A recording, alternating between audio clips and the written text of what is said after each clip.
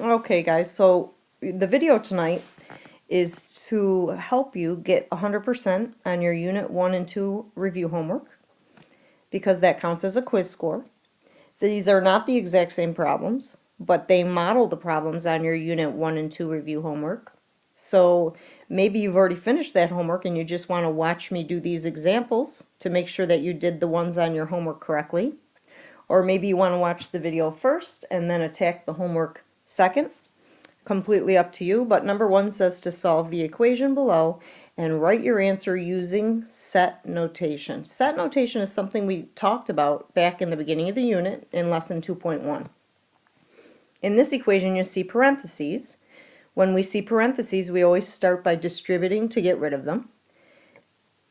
Remember, a negative in front of the parentheses is like having a -1 in front of the parentheses. So when we distribute that, we get 9x minus 6x plus 10, because remember, a negative times a negative is a positive, equals -260. Combining your like terms, 9x's take away 6x's is 3x's, plus 10 equals -260. Now to isolate that x term, you would have to do the opposite of plus 10, which is minus 10. You end up with 3x equals -270, because -260 minus 10 is -270. Dividing both sides by 3, you get x equals -90. Now you can't stop here because look at those directions. It says write your answer using set notation. So you need your curly brackets. You're defining the variable x such that x equals -90. Curly bracket. Number 2, I know you guys aren't real fond of because there's fractions in there. I'm not going to lie. I don't like fractions in equations either. And that's why the teachers at Odyssey came up with the I hate fractions trick. So I'm going to show you how to do this one using that trick. The two denominators we don't like are 4 and 3. So we can get rid of those denominators by using the multiplication property of equality. We're going to multiply each term in this equation by 4 and by 3. Not only the two terms on the left side, but that term on the right side as well. Now what happens in this first term is the 4 in the bottom cancels with the 4 in the top, and you're left with 3 times 3x minus 4. In the second term here, the 3 in the bottom cancels with the 3 in the top, and you're left with plus 4 times x plus 6. And there's really no canceling to do on the right side, but when you multiply 51 times 4 times 3, you get 612. Now we have to distribute. In fact, we have to distribute twice. 3 times 3x is 9x. 3 times -4 is -12. 4 times x is 4x. 4 times 6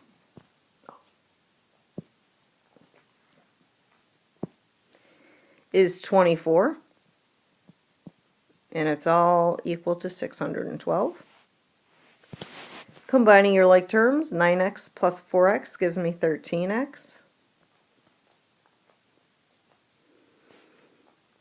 And -12 plus 24 gives me positive 12 equals 612. Isolating that variable, we'd have to subtract 12 from both sides. You'd get 13x equals 600. The last step is to divide both sides by 13. Now I promise you, on your homework tonight, it comes out to be a whole number. But I thought on the model problems I would include one where it comes out to be a decimal. If you go to a calculator and you divide 600 by 13, you get this very long decimal, 46.153846153846. It's a repeating decimal. So for the purposes of these model problems, I'm going to round to the nearest tenth. I'd get x equals 46.2. On a Regents exam, they would give you rounding directions. However, the one on your homework, number 2, does not come out to be a decimal. Now in number 3, we have a consecutive integer problem. We have 3 consecutive integers that have a sum of negative 375. I want you to find those numbers. Well, notice we're just asked for 3 consecutive integers. Not even, not odd, just plain old consecutive integers.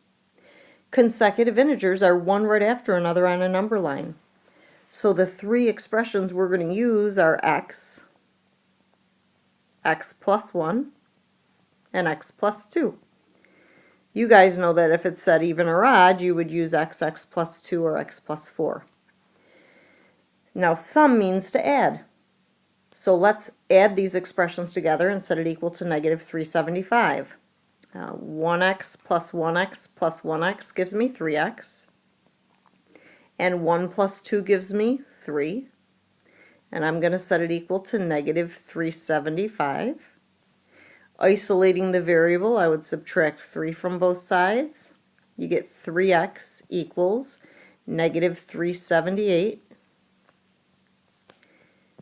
And dividing both sides by 3, and you could probably do that without a calculator, but I have a calculator here. And when I divide negative 378 by 3, I get x equals negative 126. Now you've just gotten 1 point here for defining your variables, 1 point here for writing the correct equation, and 1 point here for solving it. But this whole question's worth 4 points. That last point comes from stating your answer. X, the first integer, is negative 126. And be careful here. The next two would not be negative 127 and 128. You have to move towards 0. The next one would be negative 125. The third one, negative 124. And if you add those 3 digits up, you will see that they add to be negative 375. All right, those money problems. A change purse contains only dimes and quarters. Keep in mind that a dime is worth 10 cents, a quarter worth 25 cents. There are 8 more dimes than there are quarters. Quarters being the last word tells me that X is going to represent the number of quarters. And if there are 8 more dimes than quarters, then X plus 8 will represent the number of dimes. So now we have to write an equation. The total amount of money in the change purse is $3.25. So we have to take 25 cents, 0.25, and multiply by the number of quarters. And to that we're going to add 10 cents times the number of dimes. You need parentheses around that. And we're going to set that equal to $3.25. Distributing here, you end up with 0.25x plus 0.1x plus 0.8 equals, and that's because 0.10 times 8 is 0.8, or 0.80, equals 3.25. Combining your like terms, 25 cents x plus 10 cents x gives you 35 cents x plus 0.8, or 0.80, equals 3.25.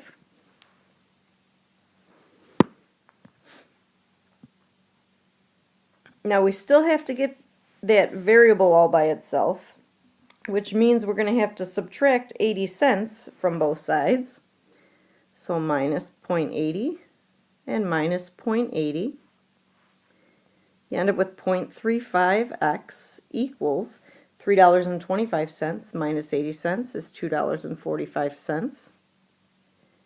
Dividing both sides by 35 cents. 2.45 divided by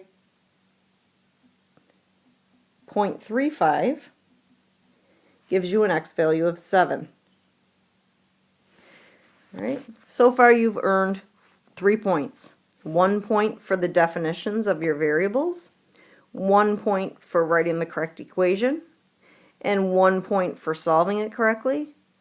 The 4th point comes from stating your answer. If x is 7, you know you have 7 quarters. And since 7 plus 8 is 15, you know you have 15 dimes. Now here it says the length of a rectangle is 10 less than 2 times the width. The width being the last word there, we're going to let x equal the width. If the length is 10 less than 2 times the width, well, that means we would take 2 times the width and subtract 10 from it. There's our length. The perimeter is 76. So we need to take 2 times the width, and to that we're going to add 2 times the length, and we're going to set it equal to the perimeter of 76. Well, 2 times x, let me just put a line here so you can see what I'm doing, is just 2x. When we distribute here, we get plus 4x minus 20 equals 76. Combining like terms, 2x plus 4x is 6x, minus 20 equals 76.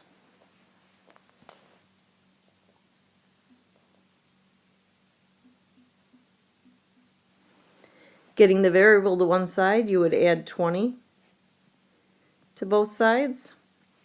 You get 6x equals 96. Dividing by 6 on both sides, you get x, which happens to be the width. 96 divided by 6 is 16.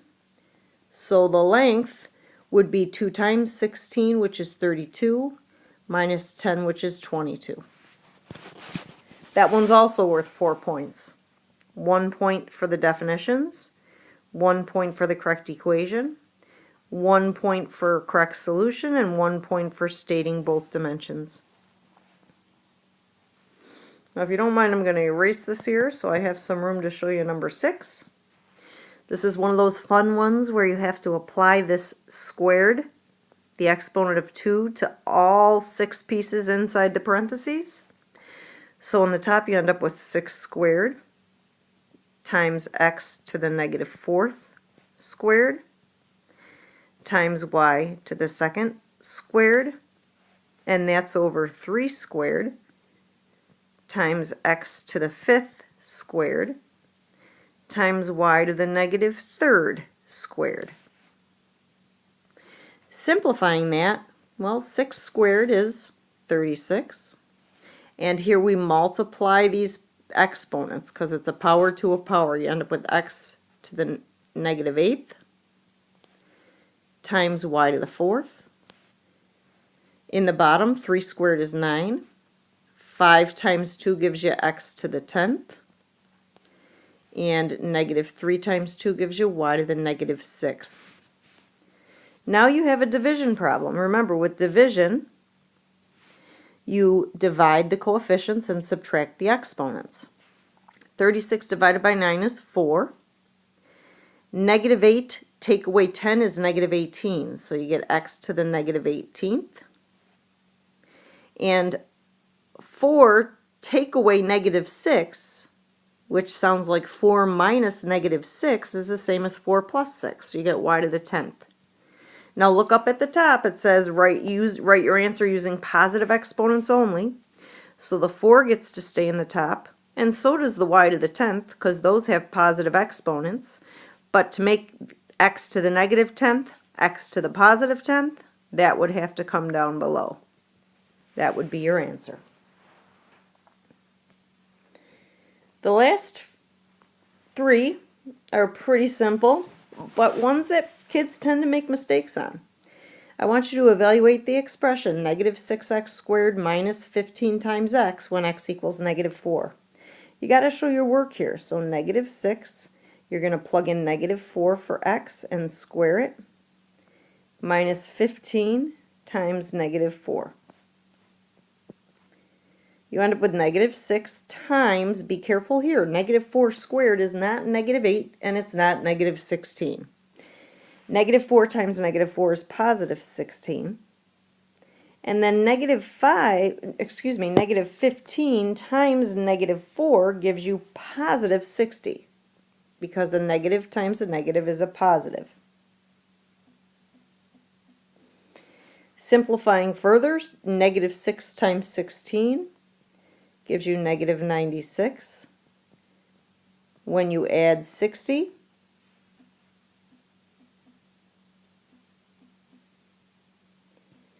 you get negative 36. Negative 96 plus 60 is negative 36. Number 8, I think it appeared on the weekly or the cumulative review, I'm not sure. One similar to this. And a lot of students made a mistake with this portion here. I want you to evaluate this expression. So first we're going to evaluate 6 to the 0 power. Well, you guys know anything raised to the 0 power is 1. Now we have to take care of this division problem. Well, whenever the top of a fraction matches the bottom of the fraction exactly, what you have is one whole. It's no different than 3 divided by 3. 3xy divided by 3xy, the top matches the bottom, you have one whole. And 3 to the positive 2 power is 9. What do you think 3 to the negative 2 power is? Remember, you got to flip it. It's equal to 1/9. 1 plus 1 is 2. You end up with 2 plus 1/9. The answer is 2 1/9. And number 9, I'm asking you to write an equation that has the solution of variable x such that x is a real number. That means x can be any real number. This is back from, I believe, 2.1 as well. If you guys remember, in order for an equation to have a solution of all real numbers, the two sides need to look exactly the same. But I don't want you to write something like this. X plus 5 equals x plus 5. That's obvious. Here's a good example, and I know you guys will come up with many different examples. On your homework, you can't use this one. That's not fair. That would be me giving you the answer. You got to come up with your own. But here's an example. 1/2 times x plus 10 equals 0.5x plus 5.